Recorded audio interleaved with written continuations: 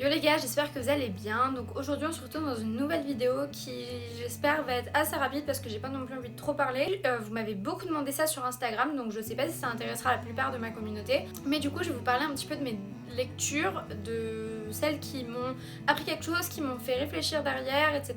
Voilà, je voulais parler des lectures qui m'ont vraiment intéressée, même si elles m'ont pas forcément toutes énormément plu. Voilà, j'ai envie de vous parler, c'est des lectures qui selon moi méritent peut-être d'être lues, ou du moins que je vous en parle. Ça pourra en intéresser certains, en aider certaines également. Donc voilà, j'espère que cette vidéo vous plaira. Aujourd'hui je vais vous présenter 8 livres. J'ai plein de livres, en fait j'ai une pile à lire qui est énorme, avec plein de livres qui me donnent trop envie mais que j'ai pas forcément lu encore, ou alors juste feuilleté, des trucs comme ça. Donc bien sûr je pense qu'il y aura d'autres vidéos dans ce style là, ou alors dans des vlogs ou quoi, je vous parlerai du reste de mes lectures. Donc j'espère vraiment que ça vous plaira, que ça vous intéressera, et c'est parti. Par le premier livre du coup qui est le Miracle Morning. Donc comme vous pouvez voir, il a un peu souffert le livre, genre je l'ai transporté un peu partout, etc. Mais je le garde vraiment parce que je compte le relire à un certain moment. En fait tous ces livres, c'est pour ça que je vous les présente, parce que 3 que je pense pas relire, mais c'est des livres que vraiment voilà j'ai envie de garder, je ne veux pas perdre, parce que peut-être que d'ici quelques années pareil j'aurai envie de relire, ou alors d'ici moins de temps. Miracle Morning, je pense que vous en avez entendu parler des tonnes de fois, ultra connu, tout le temps présenté genre devant dans les trucs de développement personnel, etc. Mais en gros c'est un livre qui explique que se lever plus tôt permet vraiment de changer toute votre vie. Donc le gars il exagère un petit peu, mais voilà, se lever plus tôt va changer toute votre vie et vous rendre beaucoup plus heureux, vous allez gagner beaucoup plus d'argent, etc. etc. L'auteur qui s'appelle Hal Elrod, qui raconte un petit peu toute son histoire et il donne après des lifesavers, c'est ce qu'il dit. C'est un peu des trucs à faire le matin qui fait que vous sentirez beaucoup mieux. Donc moi je vous en ai parlé dans une vidéo il y a pas longtemps que j'ai sorti, qui est vraiment moi une des choses qui a changé ma vie, qui vraiment a fait quelque chose d'important dans ma vie, c'est le fait que j'ai commencé à me lever beaucoup plus tôt. Donc voilà, vous levez 1-2 heures plus tôt que ce qu'il faudrait pour que vous puissiez partir en fait le matin. Le but c'est pas juste de se lever 30 minutes avant de devoir partir, s'habiller, manger, partir vite. C'est vraiment d'utiliser cette période, en fait ce moment du matin, comme un moment très productif et comme un moment où vous vraiment pouvez être seul avec vous-même et vous pouvez faire les choses qui vous donnent envie, parce qu'on dit tout le temps qu'on n'a pas le temps, etc. Et en fait si on a le temps il suffit de le trouver, et c'est quelque chose en fait moi qui m'a vraiment aidé à m'épanouir. C'est grâce à ce livre que vraiment je suis beaucoup plus épanouie. Il faut faire attention avec ce livre parce qu'en fait il donne vraiment comme des clés, des étapes et des choses à faire comme ça. Donc par exemple tous les matins tenir un journal, faire du sport, faire de la méditation, etc. Donc après moi je pense que il faut adapter le Miracle Morning à soi-même, à ce qu'on aime faire, à ce qu'on a besoin de faire. Par exemple moi je l'ai plus adapté en faisant par exemple des devoirs ou des machins le matin avant de partir en cours. Donc il y en a que ça étonne toujours beaucoup que je me lève 1 heure plus tôt pour genre bosser ou quoi, au lieu de le faire la veille. Mais voilà, ça dépend des personnes, donc faut réussir à l'adapter. Mais c'est vraiment un livre que je recommande à tout le monde.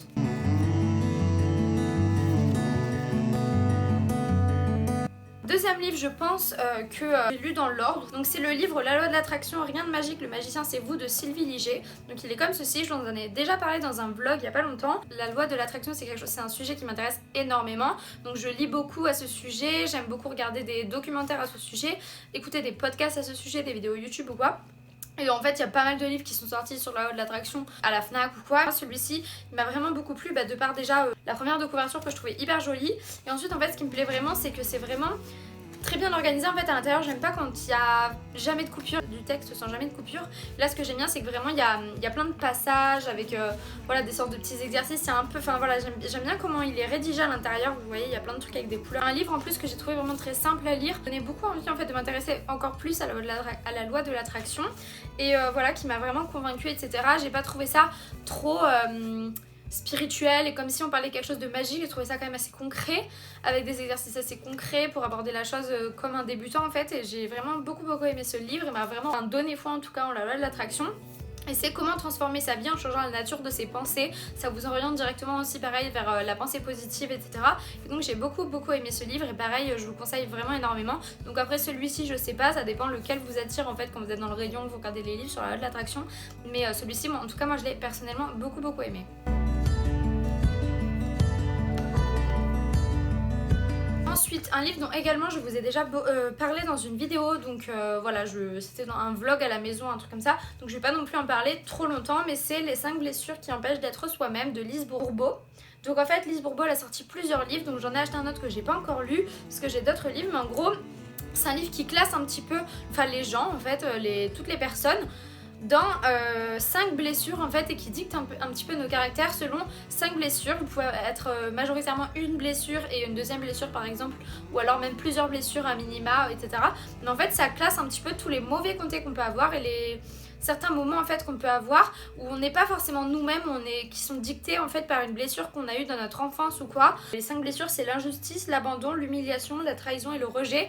Donc c'est un petit peu spirituel, il faut vraiment avoir envie de se plonger là-dedans pour le croire, parce que c'est vrai que j'en ai parlé à des amis, j'en ai parlé à plusieurs personnes qui l'ont pas forcément bien accepté, en tout cas quand je leur parlais, ils aimaient pas forcément, ça leur a pas forcément donné envie de regarder, mais moi c'est vrai que ça m'a appris beaucoup de choses sur moi-même, et en fait en lisant ça je me suis rendu compte des blessures que je pouvais avoir et des caractères que j'avais, que j'aimais pas forcément, que j'avais envie de changer, et j'ai un petit peu compris, et je me suis reconnue dans les blessures, et j'ai compris que ces caractères-là et ces choses-là, c'était pas moi-même, c'était dicté par certaines blessures, donc je vais peut-être vous lire l'arrière, parce que ça va peut-être vous expliquer un petit peu mieux, mais du coup le rejet, l'abandon, l'humiliation, la trahison et l'injustice, 5 blessures fondamentales à l'origine de nos maux, qu'ils soient physiques, émotionnels ou mentaux. Lise Bourbeau, grâce à une description très détaillée de ces blessures, nous mène vers la voie de la guérison, car de la compréhension de ces mécanismes dépend le véritable épanouissement, celui qui nous conduit à être enfin nous-mêmes. Un guide simple et pratique pour transformer tous nos petits problèmes quotidiens en tremplin pour grandir. Pareil, c'est un livre que je vous conseille énormément si vous voulez en apprendre plus sur vous-même et devenir un petit peu une meilleure personne. Personnellement, il m'a beaucoup plu. Par contre, je le trouvais un petit peu plus dur à lire que les deux dont je vous ai parlé précédemment. Celui-là, il était un petit peu plus dur, un petit peu plus complexe dans le vocabulaire, dans plein de choses. En fait, il y avait moins de pauses, etc. Donc, pas forcément à lire en premier livre si vous n'avez pas l'habitude de lire.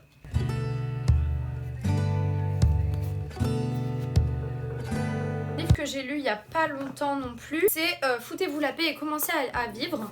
Donc ce livre en fait je l'avais déjà commencé à un certain moment et j'avais arrêté parce que j'avais beaucoup de mal à le lire. Donc en fait ce livre, même si c'est pas l'un des premiers livres que j'ai lu, j'ai eu beaucoup de mal à le lire, même si derrière le véhiculé l'auteur m'a énormément plu, mais voilà, c'est vrai que j'ai eu beaucoup de mal, j'ai trouvé assez dur.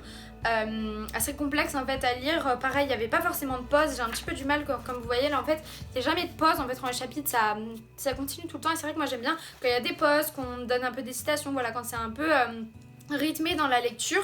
Là c'était pas forcément le cas, du coup j'avais un petit peu du mal. J'ai vraiment beaucoup aimé en fait, ça m'a fait pas mal réfléchir, même si en soi pendant que je le lisais je prenais pas énormément de plaisir. A posteriori ça m'a amené vers plusieurs réflexions en fait que j'ai beaucoup aimé. Du coup je vous lis pareil la 4ème de couverture, c'est cessez d'obéir, vous êtes intelligent, cessez d'être calme, soyez en paix, cessez de vouloir être parfait, acceptez les intempéries, cessez de rationaliser, laissez faire, cessez de vous comparer, soyez vous-même, cessez d'avoir honte, soyez vulnérable, cessez de vous torturer, devenez votre meilleur ami, cessez de vouloir aimer, soyez bienveillant. Donc voilà, c'est quelque chose qui est vraiment déculpabilisant et pareil, je vous conseille beaucoup ce livre si pareil vous êtes penché lecture, mais je suis très contente de l'avoir repris parce qu'il m'a beaucoup plu. Je pense, mon livre préféré que j'ai lu depuis le tout début de l'année en tout cas, c'est Osez l'optimisme, 10 clés pour réenchanter votre quotidien. Donc c'est un livre qui est vraiment très simple à lire. Si vous n'êtes pas du tout lecture et que vous avez envie de vous lancer, c'est peut-être le livre que je vous conseille de lire en premier. Il m'a énormément plu, il m'a énormément motivée, inspirée. Donc en fait c'est un livre qui là pour le coup en fait c'est exactement ce que j'aime. Il est très rythmé avec des pages de citations, des petits encadrés, etc. Donc déjà sur ça en fait, sur la forme, j'ai énormément accroché. Et après voilà, vraiment c'est un livre qui Osez l'optimisme, qui vous pousse vers la pensée positive, vers être une meilleure personne, avoir une vie plus heureuse, de réaliser vos objectifs, vos rêves, etc. Et donc moi c'est vraiment un livre qui m'a énormément plu, que j'ai lu en un de week-end en fait. Je suis partie le vendredi, le dimanche soir je l'avais fini. Et j'ai adoré, du coup pareil, c'est aux optimistes, je n'ose pas me lancer. Cette phrase, Catherine Testa voudrait ne plus jamais l'entendre. Notre relation amoureuse, changement de métier ou nouveau projet, quel que soit votre objectif, surmontez vos peurs et prenez confiance en vous. La clé, l'optimisme. Ponctué d'exemples concrets et de mantras positifs, oser l'optimisme est une véritable bouffée de bonheur. Donc voilà, personnellement je l'ai énormément aimé. Je pense le relire bientôt parce que vraiment il m'avait fait un pic de motivation. Et là ça commence à s'estomper, du coup je pense le relire bientôt, mais je l'ai adoré, je vous le conseille à 100%. Un livre pareil que j'ai énormément aimé et que j'ai lu pareil en un week-end, c'est Ta deuxième vie qu'on commence quand tu comprends que tu n'en as qu'une. Donc je vais pas beaucoup en parler parce qu'à mon avis vous en avez déjà entendu parler, c'est genre le premier livre qu'on voit partout quand on va à la Fnac, à Sorams ou quoi. Il est très connu, il est super bien. De base en fait je voulais pas l'acheter parce que justement on en entendait trop parler, je le sentais pas, j'aimais pas forcément la couverture, donc voilà, j'avais pas envie de l'acheter. Puis un jour je l'ai acheté et je l'ai lu et en fait je suis restée bouche bée parce que j'ai adoré le livre. Donc en fait il est un petit peu différent des autres livres que je lis, parce que là il est tourné sous forme de roman et de base j'aime pas spécialement les romans, sauf qu'en fait là j'ai vraiment adoré. Enfin je trouve que pourtant ma vie est complètement différente de la vie du personnage principal, mais je sais pas, je me suis très facilement identifiée à elle, limite que je pourrais être comme ça dans l'avenir. Et voilà, j'ai énormément aimé. Une sorte de roman d'une personne qui va un petit peu changer de vie complètement. Un jour elle va se rendre compte que sa vie ne lui plaît pas, que son métier ne lui plaît pas, qu'elle est pas heureuse alors qu'elle a tout pour être heureuse. Il n'y a rien de malheureux dans sa vie et pourtant elle est pas heureuse. Et du coup en fait elle va rencontrer quelqu'un qui va lui apporter en fait toutes les clés pour une vie plus heureuse et plus épanouie. Et il y a un peu du mystère à l'intérieur. En fait on est complètement à l'intérieur du personnage où on a tout son ressenti, etc. Et il y a un peu une part de mystère, etc. avec cette personne qui lui donne les clés pour une vie plus heureuse. Et voilà, je sais pas trop comment en parler, mais il est hyper intéressant. Et voilà, n'hésitez pas à lire, vraiment, pareil comme premier livre, il est plutôt pas mal. Voilà, personnellement je l'ai adoré, je m'attendais pas à ça et ça a été un véritable coup de cœur. Sous forme de roman comme ça, en plus je l'ai lu hyper vite, il est très simple à lire, donc pareil je vous le conseille beaucoup. Le livre que j'ai lu par la suite en fait, c'est ce livre là, Good Vibration, du coup Le bonheur à la californienne. Donc là c'est pas du tout le même style que tous les autres livres, c'est un livre vraiment qui a beaucoup de couleurs, qui est vraiment pareil, il y a pas mal de ponctuation, etc. qui raconte un petit peu la vie à la californienne, vraiment, avec un peu tous les mythes, un peu tous les rituels, etc. tout ce qui se passe là-bas en fait, raconté par une française qui a déménagé, une parisienne qui a déménagé à Los Angeles. Et donc j'ai trouvé ça super drôle parce qu'à la fois en fait elle dit les bons côtés comme les mauvais côtés, là où ils sont dans l'excès, etc. Et voilà, j'ai beaucoup aimé. Et en fait ce que j'ai bien aimé en fait dans le livre, parce qu'à la fois c'est pas un livre non plus qui va vous changer la vie, c'est pas un livre, voilà, parmi tout cela c'est moins un livre de développement personnel et tout, c'est plus voilà un livre très léger, très sympathique à lire quand vous voulez en savoir plus si la vie des Californiens vous intéresse, que vous avez un peu un mythe vraiment très sur un mythe à la californienne, enfin un mythe sur les Californiens vraiment parfait, surfeur, etc. C'est vrai que si ça vous intéresse, je l'ai trouvé plutôt sympa, qui parle un petit peu de tout. Et en fait il y a 5 gros chapitres où elle balaye un petit peu tout. Il y a chapitre 1 c'est Think Positive, chapitre 2 Move Your Body, chapitre 3 Eat Healthy, chapitre 4 Come As You Are, chapitre 5 Feel Beautiful et chapitre 6 Love Your Life. Et en fait je l'ai vraiment beaucoup aimé, il y a plein de couleurs et tout, j'ai trouvé ça hyper cool.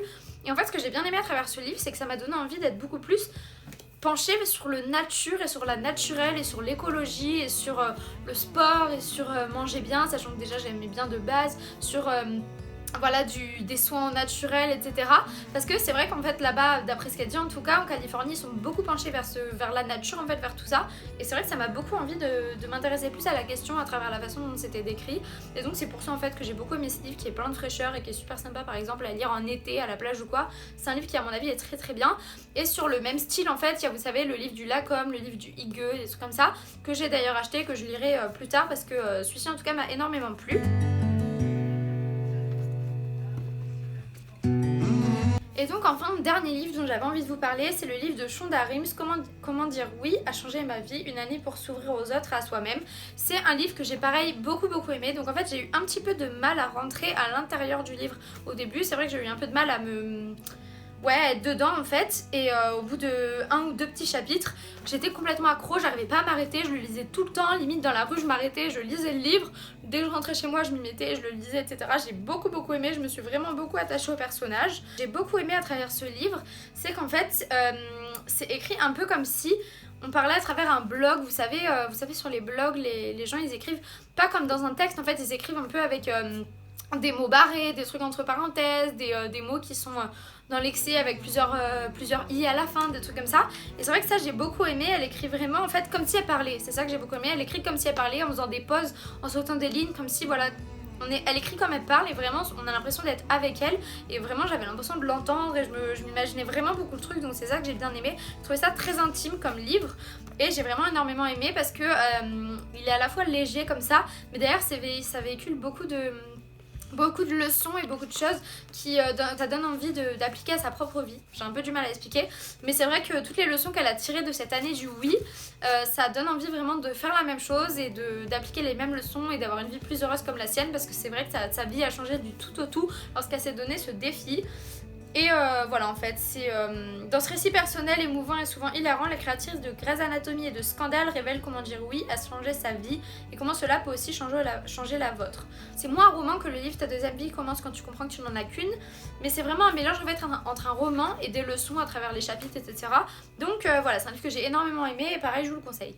Donc voilà tout le monde, c'est tout pour cette vidéo, j'espère vraiment que ça vous a plu, je m'excuse pour la luminosité etc, c'est vrai que là c'est pas ouf, donc j'espère quand même que cette vidéo vous aura plu, j'espère que cette vidéo vous aura donné envie de lire ces livres, ou alors si vous n'êtes pas du tout penché lecture, peut-être que ça vous a donné envie de vous pencher un petit peu plus sur certaines choses. Je sais que vous êtes beaucoup à me parler, c'est vrai qu'en ce moment ça revient un peu à la mode, la lecture, c'est vrai que...